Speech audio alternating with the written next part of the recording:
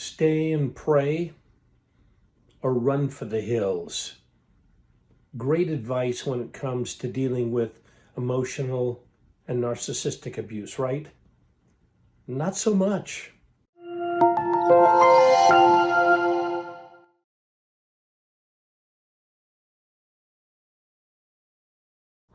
Hello, I'm Dr. David Hawkins, Director of the Marriage Recovery Center, where we specialize in narcissistic and emotional abuse. Let's look at the two pieces of advice that victims of narcissistic and emotional abuse are often given. Number one, stay and pray. Well, of course we want you to pray, but to stay and simply pray and hope things will get better, or to believe that God will magically change things, is just poor advice. I know that's a radical opinion, and I want you to think it through. But having dealt with thousands of victims of narcissistic and emotional abuse who have been told by well-meaning pastors to stay and pray, it'll just get better. You will be blessed for hanging in there. You are doing the right thing.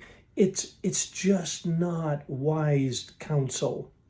I want you to think about it. Of course do I want you to pray. Of course do I want you to stay if you decide that it really is what you want to do, then okay. But as a coping device, as a primary piece of counsel, stay and pray, it's not good advice.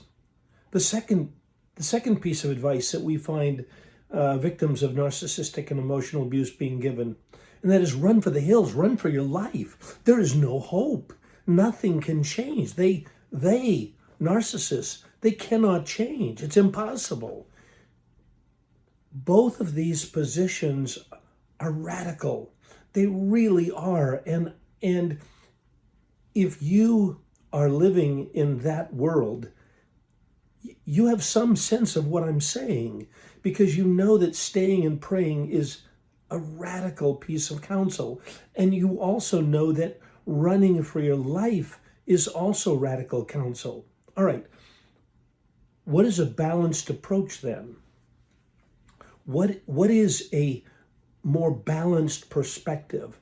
A more balanced perspective is to consult someone who really is wise, and there are many who know about narcissistic and emotional abuse. Discover whether an intervention could be helpful, and if so, what kind of intervention, what might that look like? What would treatment look like? I know he's not going to readily sign up for treatment.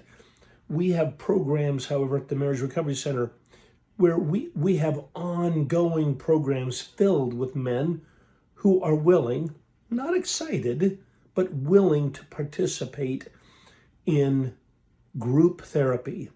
We've got the core program, we've got the advanced core, 14-week programs, each of them. We do intensives with men. We have programming available. Now, again, you might think, no, staying and praying is the better thing to do. I really ask you to think it over. Running for your life, they can't change. It's impossible for them to change. There are no statistics that support that notion, that someone cannot learn empathy. They can. There's no support for even the idea that someone with a personality disorder can't change. They can under the right conditions. All right. Bad advice.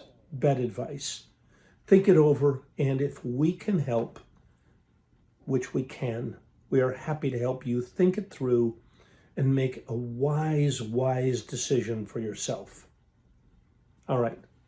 Marriage Recovery Center, push that subscribe button. We've got more videos. We're learning about this more and more every day, and we're passing that information along to you. God bless. Take care.